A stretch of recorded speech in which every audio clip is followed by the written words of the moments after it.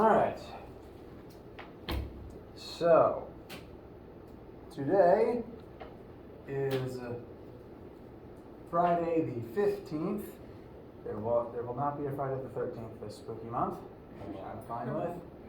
I would prefer if my projector was working though. Come on.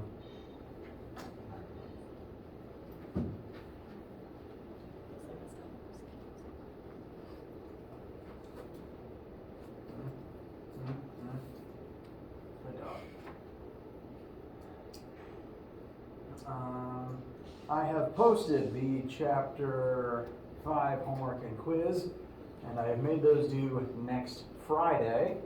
Just figured I'd give you guys time to work on them.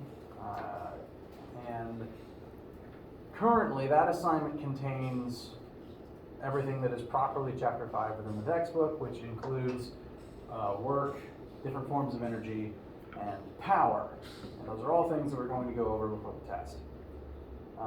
As I said, the test itself will happen during lab time this week, the week of the 25th through the 29th. You report to your lab time and you'll take the test there instead of a normal lab.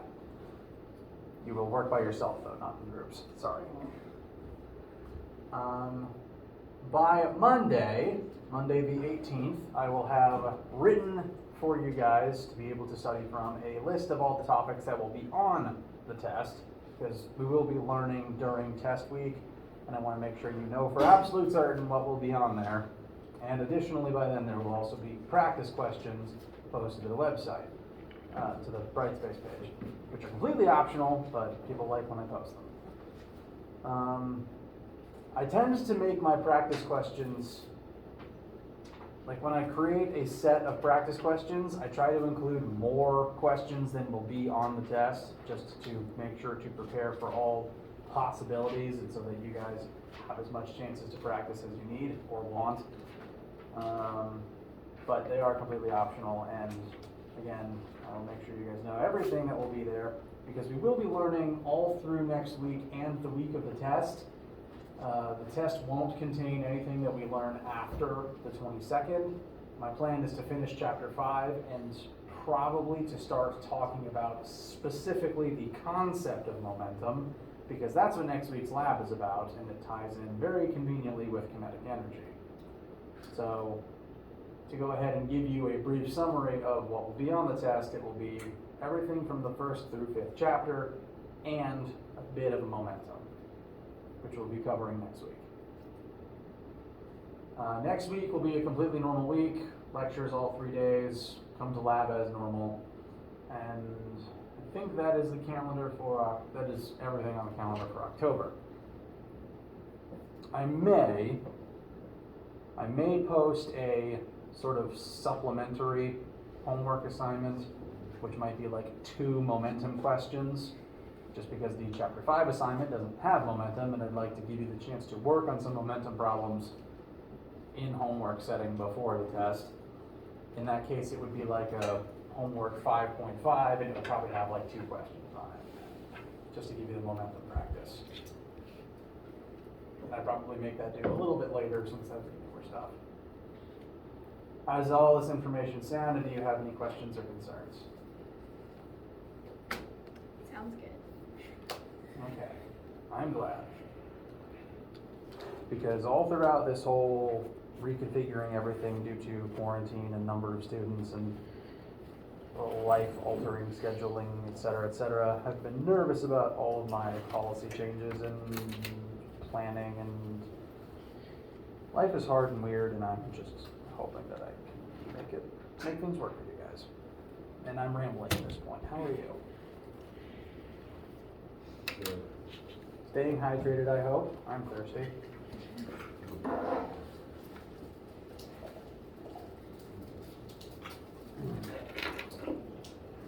Will our second test be like significantly less material, would you say? Less new material at the very least. It will still utilize things we've already... The second test will utilize things from the first test. So, test 2, which I suppose it is worth thinking about, or talking about when that will be.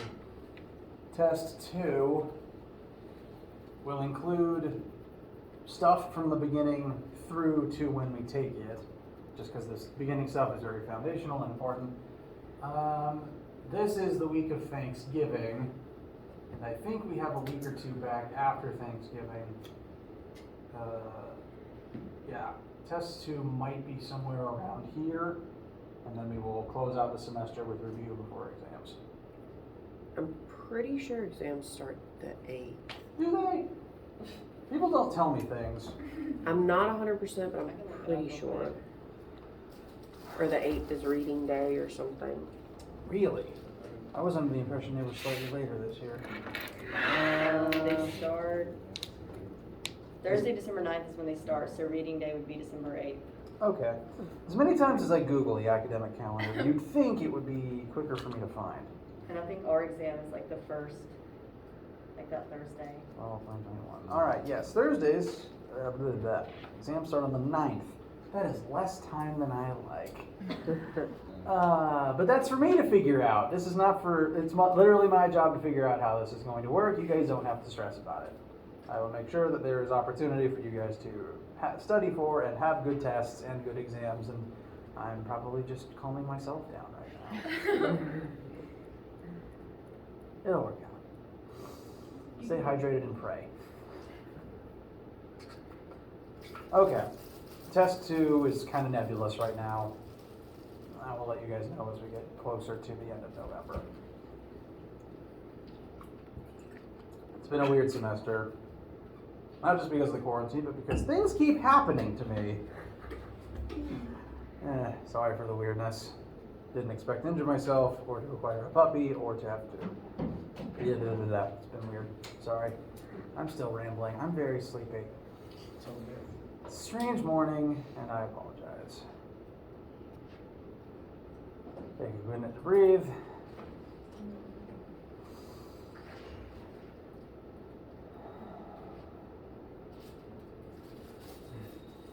Alright. My goals for today, before I walked in here and started rambling nonsense, are to continue looking at Chapter 5, look at a few more examples of energy types transferring between different types, and to hopefully start introducing elastic potential energy, which is a different form of energy that you have definitely encountered before. Does anyone have any other questions or needs that I haven't addressed yet before we get started with that today?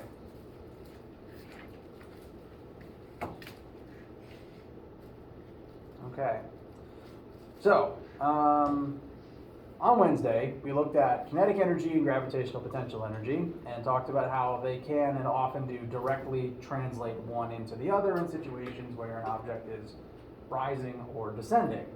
And that is not only true for projectiles moving through the air, that is also true for objects that are descending in other ways, say down a ramp.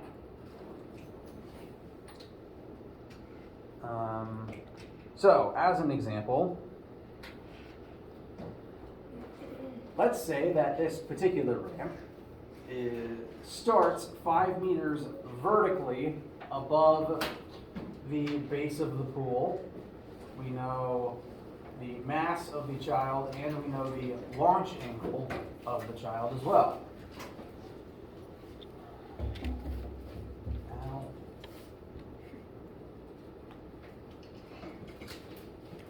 So, just looking at the situation, just looking at the drawing and thinking about what's going to happen here, when you first climb up a slide, and you are up here, some height above the ground, what type of energy do you have? Gravitational potential. Gravitational potential. You are some height above the ground, you could fall off and that energy could be released. We are not technically going to fall, but we are going to descend as we slide down the slide. And as one descends, what will happen to the energy type that you possess? Will it turn into kinetic? It will turn into kinetic. Your GPE will reduce as your height above the ground reduces. Your kinetic energy will increase as you literally become faster as you go down the ramp. Now, as we work this one, we are specifically going to think about it without friction for right now. Because ideally, the best water slide probably doesn't have as much. Ideally, the best water slide has as little friction as possible, in my personal opinion. So for right now, we'll ignore friction and just look at an ideal scenario where the energy can transfer nice and cleanly between states. So, let us list what we know and what we don't know. We know initial height, vertical height above the ground. So height initial, 5 meters. We know mass.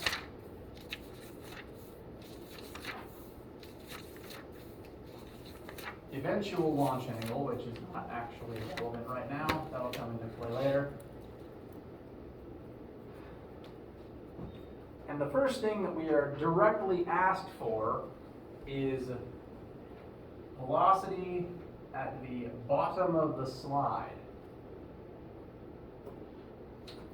I'm going to call that the ground. Because notice the shape of this particular slide. The lowest point is not the point where one launches off of. So we can figure out the final velocity at 2 different points here. There's the speed at which you'll be moving at this lowest point, and then separately, there's the speed at which you will launch out of the slide. So they're a slightly different thing. They're slightly different points, and they will have slightly different velocities. Let's think about some other things that we can go ahead and assume or quickly calculate about the situation, other variables that we can list. We know the 2 heights of the 2 points that we will eventually investigate, because the base of the slide is at height of 0, so we can list h ground as 0 meters. Additionally, the launch point of the slide, which we will examine later, so I'll call that h launch, is total height divided by 5. This was probably a WebAssign question originally. If our launch height is if our starting h is 5 meters and our launch height is h divided by 5, how many meters should our launch height be? Just 1, which is actually not a small amount of distance. So this picture I don't think is very to scale.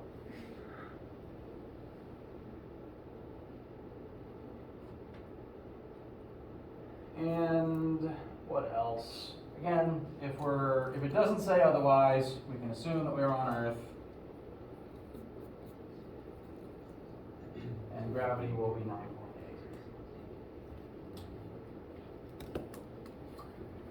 Now, let us examine this situation from the lens of energy. We already talked about at the beginning, we should have GPE that will become KE as we move lower. So our first situation, we're going to look at from top to the ground, which is what I'm labeling the lowest point of the slide, the point at which you're at height of 0.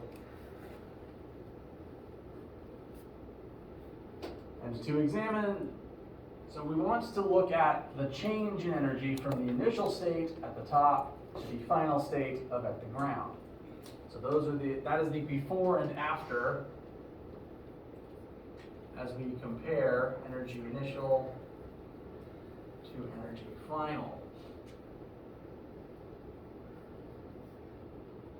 So our initial state is top.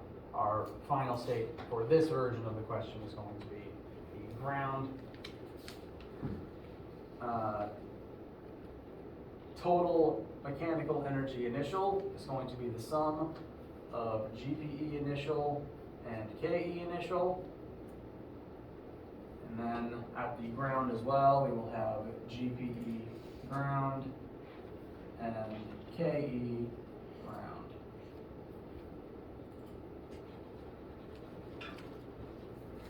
Questions so far with the setup?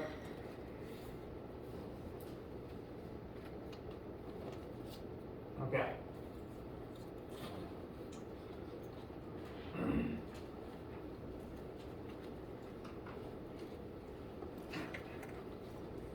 GPE initial going to be mass times 9.8. Again, for this specific formula, we elect to ignore the traditional negative on the 9.8 times our height of 5. And if our, oh right, there is one more assumption that I forgot to list, I apologize. At the top of the slide, before you start moving, your initial velocity tends to be 0. Therefore, what should the initial kinetic energy level be? 0. Look at the formula, there's a V term in it. That V is 0, so the whole term will become 0. Then, I'm gonna ask you a question. Yeah, when like that one equation on the right, GPE, what's the subscript on it? Both of these subscripts are ground. Okay. I'm labeling them ground and not final because we're going to look at two different cases and they'll have two different final states. So I'm just trying to be more specific. On the ground, which again is just what I'm labeling this point right here because it touches the ground as opposed to the launch point. Our height will be 0, therefore what will our GPE be? 0. And our KE at that point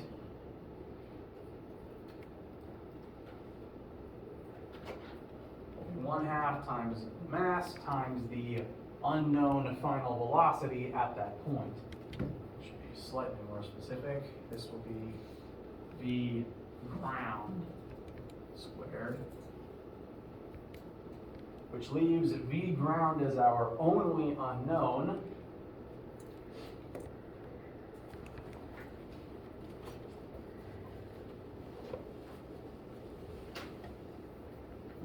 And we can use some algebra to solve for it. As you're working this one through, it's worth noting that we're only really examining the mass of one entity in this situation, and every single part of this formula has mass factored into it. Which means that we can, as long as you're just examining the energy of a single object all the way through, oftentimes the masses will cancel out. You see here, 30 times 9.8 times 5 equals 1/2 times 30 times V ground. We can just kind of cancel the 30s on each side. This will not always be the case in situations where you're, say, looking at the energy levels of multiple objects in the same system, but if it's just one object with one mass, it will often just cancel out.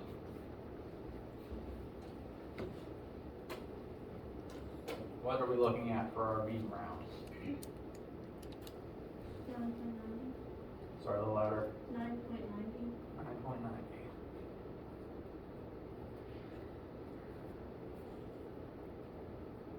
I actually don't have it worked out myself. Does anyone disagree? I'm going to try to solve it real quick.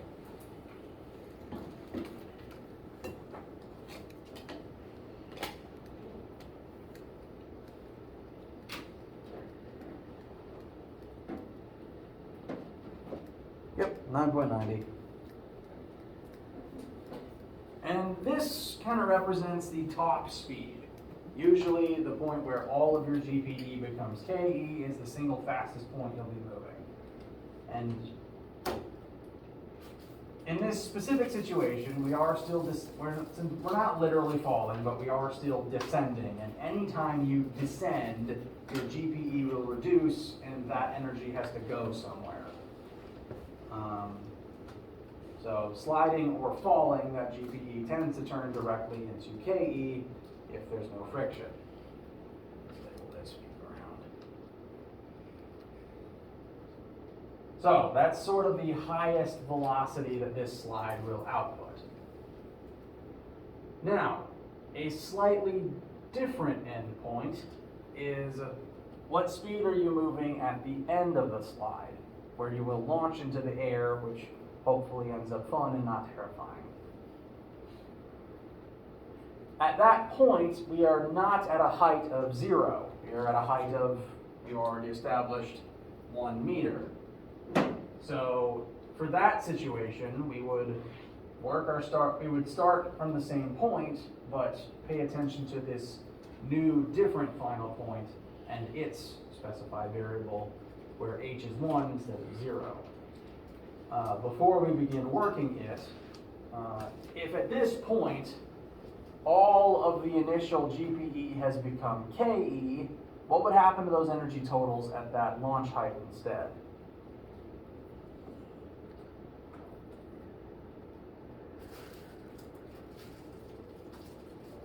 So at this point, the very bottom, most lowest point of the slide, all of our starting energy has become KE, and we're moving at the fastest pace that we can on this slide. If we rise again a little bit, then some of that KE is going to turn back into GPE before we launch, which means we're ultimately going to be moving slower. So the launch speed should be less than the speed at the lowest point. But I think personally that it would be worth it to sacrifice some of the speed, because it's more fun, in my opinion, to get launched off of a slide than just to slide horizontally off of it and straight into the water. My personal opinion, at least. So, we're going to do exactly the same thing, except one number we plug in is going to be different, and we'll see what effect that has from there. We still want to look at our initial energy as compared to our final energy. We'll still have GPE initial plus KE initial, and that will still be equal to the total energy level at the end, but we're now looking at launch position instead of the ground. I call that launch.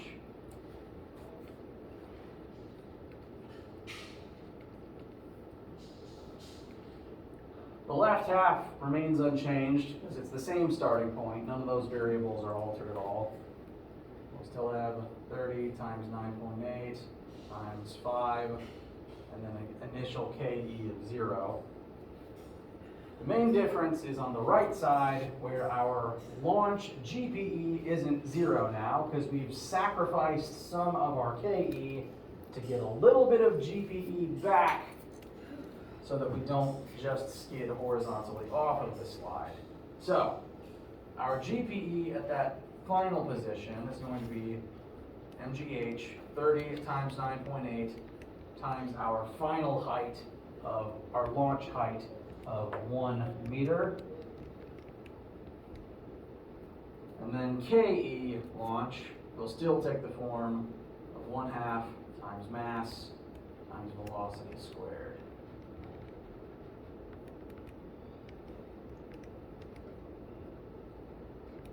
So the algebra here will be slightly, just one more piece will be involved before we can start dividing to get v by itself. We're going to have to take this whole term and send it over to the other side. Any questions about getting to this particular point?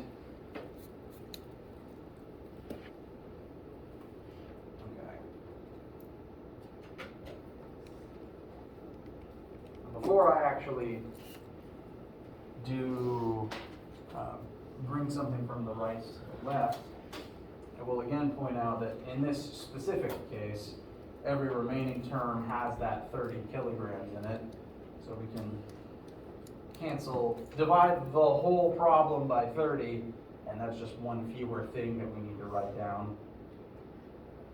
What that also means is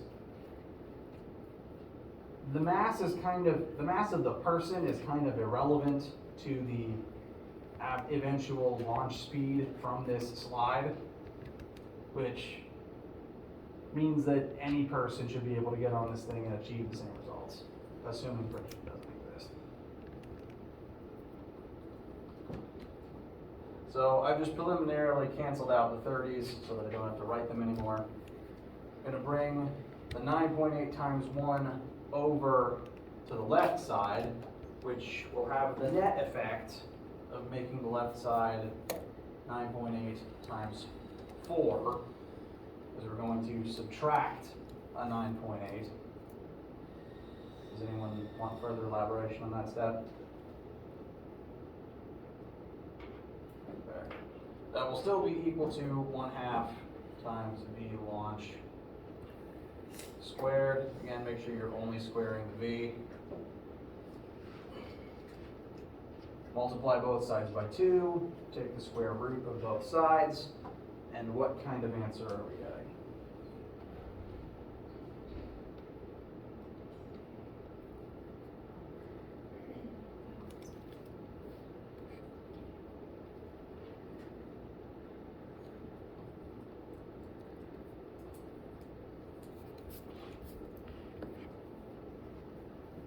Is anyone's math disagreeing with 8.85? So we gave up 1 meter per second, so we're only about 1/10 as slow in order to launch vertically into the air as opposed to just sliding out horizontally. So I guess up to you whether or not that sacrifice is worth the fun that you get from rising and then falling into the water. Your call. Any questions about this specific, any of this math so far?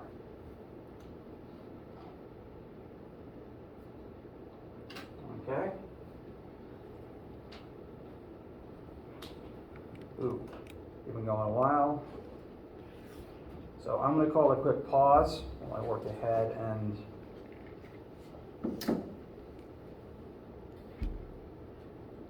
we'll pause here real quick. Feel free to get some water, go to the bathroom.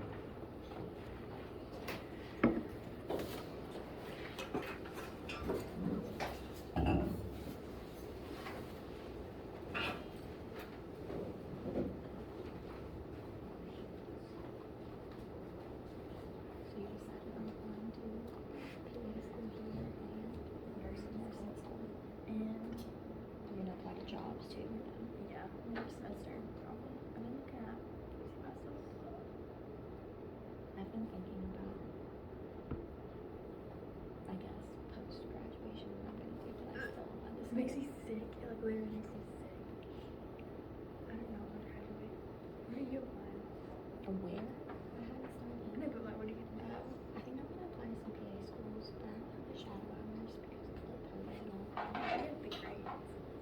Yeah, but a lot of places you can't apply unless you have like a minimum shadow hours. I think they would accept you here. So, but like I'm gonna apply here because I know that they'll just ignore it. For some PA schools, and then I've looked at like master's PhD programs, but like neuroscience, psychology kind of thing. But that's a matter of finding that. Makes me sick. I know. It literally makes me sick. I got a middle breakdown yesterday. I can't even think about it. I'm like, I can't either. I'm avoiding it. told Bailey, I said, at what time did I have to start looking at grad programs and like actually finding a program that aligns with what I want to do when I don't know? And she said, I'm sure Dr. Scholl would find you one. she But said, what time did I have to apply to pharmacy school? I said, you right. I'm sure Dr. Scholl would find you one if you wanted him to. I hate him though. So rude. I want I to. hate Dr. Scholl. At one point he did offer to like set up like a meeting interview with MCG. He thinks I'm like delusional. He's the fakest person. Definitely thinks that. He is so fake. Uh-oh. Okay, we got it. Set you back up. Thank you guys. Sorry, that was my own fault. Turn her this way. Gravity will happen. Physics. Physics.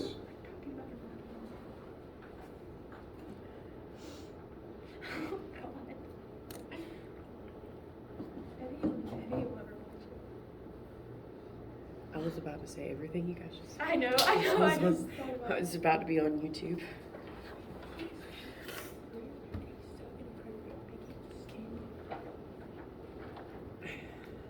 Sorry, lost my train of thought. Means I need more water. Reports it. All right. Any questions or needs before we continue? Okay. Now, we have we talked about friction a lot in terms of the force of friction, and we've mentioned briefly that friction, when included in work and energy calculations, exists to take energy out of the, sorry, let me revise. Friction in the work and energy calculations of a system serves to take mechanical energy and turn it into thermal energy, which means that there is, as a result, less mechanical energy left afterwards. We tend to summarize this in a concept called the work energy theorem, where energy initial, again, sometimes a 0 is used for the initial state. So energy initial is equal to the final mechanical energy left in the system minus the work done by non-conserved forces like friction. So this statement right here is to try to rectify the statement we've already been using, energy initial equals energy final, with the idea that friction is going to take mechanical energy away. That energy still needs to exist, because we know from the laws of thermodynamics that it can't be destroyed, it has to go somewhere. It's just going to be in a non-mechanical form. So this equation only works when there isn't friction to reduce the mechanical energy level of a system. This is the same formula, basically. It just specifies that the final energy will be different if there is a non-conservative force doing work on the system. So if friction exists, it's going to siphon some of the energy away. And the tricky part with this formula is kind of how all the negatives end up working out, because the way that it's academically presented, energy initial equals energy final minus work not conserved, again, that would be work done by things like friction, depends on you plugging a negative number in for work not conserved, due to the fact that if you look at the work formula, work equals force parallel times delta x. Say we're pushing a box to the right. We're exerting a force, the box moves some distance, we are accomplishing some amount of work. We would plug in a positive number for our force, a positive number for the displacement, and get a positive number of work out done by us. And that should be a positive amount of energy gained by the box. Friction, though, would point in the opposite direction. So we would plug in a negative force, the displacement would be unchanged, and the value calculated for the work done by friction would be negative. And the formula expects us to take that negative number and then plug it into this formula, canceling the negative out. This needs to be the case because energy initial represents the total initial energy in the system. Therefore, after that fact, after we undergo our process and friction does its thing, the final energy should be the original minus friction. And we can rearrange what's on the board to be energy initial plus work not conserved equals energy final, which works out to our expectations if we plug in a negative number for work not conserved. So the logic is here. but the people who wrote the formula are expecting you to use it as it's written here and to then still plug in a negative number for the work not conserved if it exists. So big asterisk next to the formula in your notes. Work not conserved, you must plug a negative number into the formula to cancel the negative out. Or in the case of this version, to make it negative again. Questions about any of that so far? Okay. We're nearing the end, so let's just look at a brief example that involves friction. We've been ignoring it for the most part. Let's start factoring it in. Let's push a box. We have a 50 kilogram box, and we are pushing that box with a force of 200 newtons to the right. The box is going to begin sliding to the right. Let's start drawing a picture. That's always a good idea. Box with a known mass. We push to the right, 200 newtons. And the box is going to slide to the right. It says it later in the question, but I'm going to go ahead and write up here that our eventual displacement will be 16 meters in the direction that we're pushing. I'm writing this as a different type of arrow just to make absolutely certain I don't confuse it for a force vector later. Usually in a free body diagram, we only put force arrows directly touching the box. So this is just a slightly different notation. Just to put visually, we will move 16 meters, but that is definitely not a force vector. We are also told that the force of friction is going to oppose us with a value of 65 newtons to the left. It outright tells us friction this time, which is nice. So we already know the force we're exerting and the force of friction, and we know how far the box is going to move.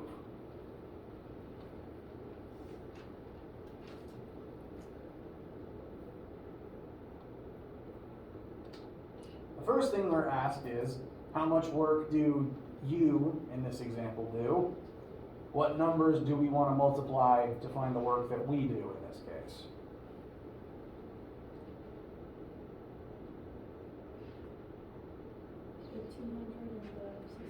The 200 and the 16. So work done by, I'm just going to call that work us. I think work we would be confusing because there's too many W's. The work that we actually accomplish in this case would be the force that we exert times the distance moved because of that effort. So 200 times 16. And the work that we accomplish, which in an ideal world would be the amount of energy that we give to the box, is 200 times 16. I'm not that great at math. 3,200. Thank you very much.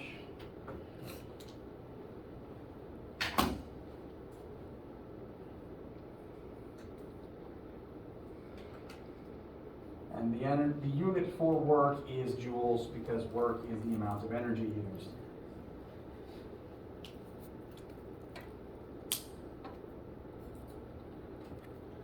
So that is the amount of work we accomplished. We used up that much energy.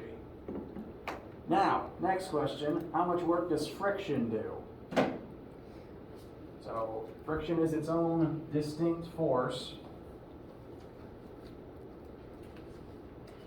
It is exerting a force of 65 newtons as the box slides 16 meters, but again, that 65 newtons is in the opposite direction.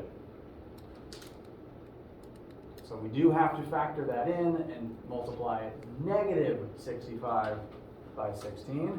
That will be a measurably smaller number.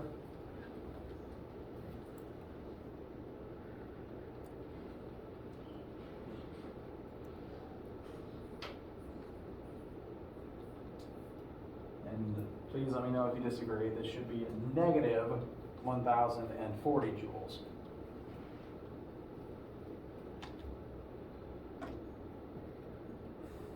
Excuse me.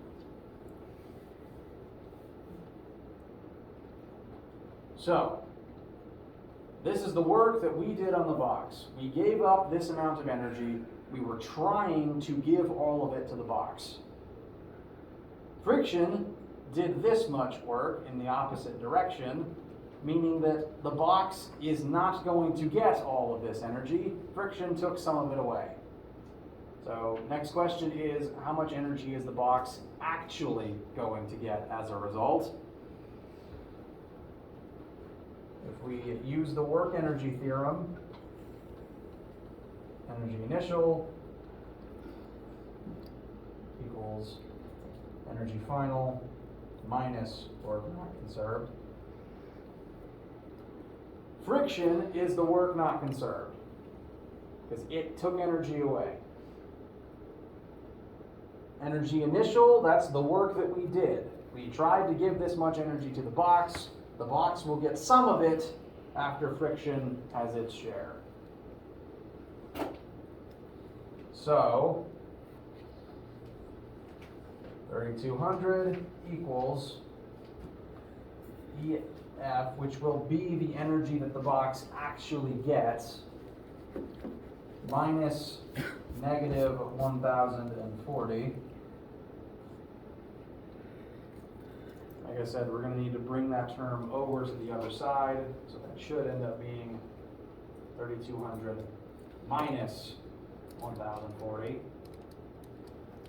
Therefore, the box actually receives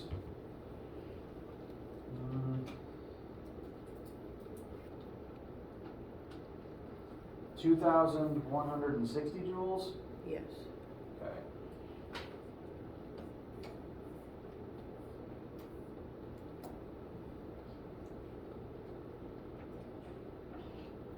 Any questions or issues with arriving at that number?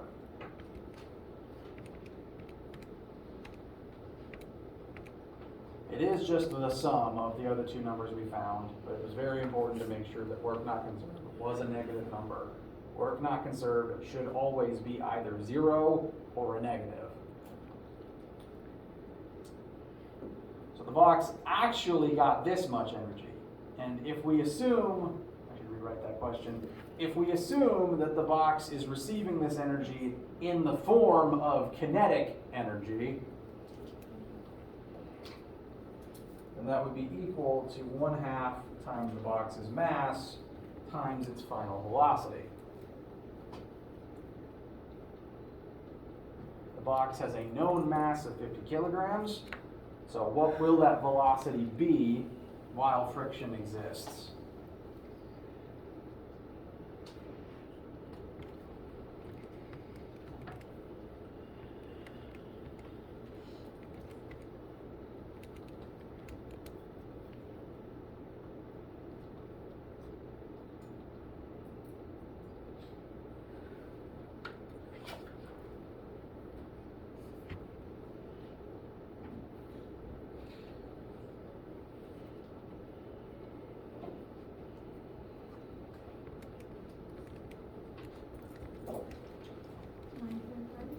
Mine 9.30, excellent.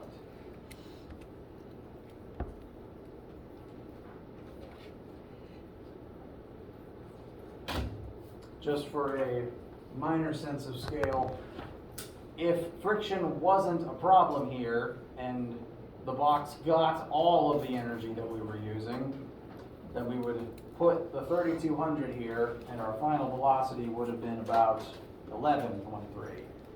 So we're about 20% slower as a result of friction existing, which is pretty consistent across the entire universe, I think. Somewhere between 20 to 50% of all energy is lost to friction somehow. So, friction exists going to start working its way into some of your energy questions. We will revisit this on Monday, in addition to making sure that you have access to test prep materials. Next week, we will again do the test, continue working on problems that contain friction like this, start talking about elastic potential energy, power, and momentum. Any questions? Okay. If not, please have a wonderful weekend.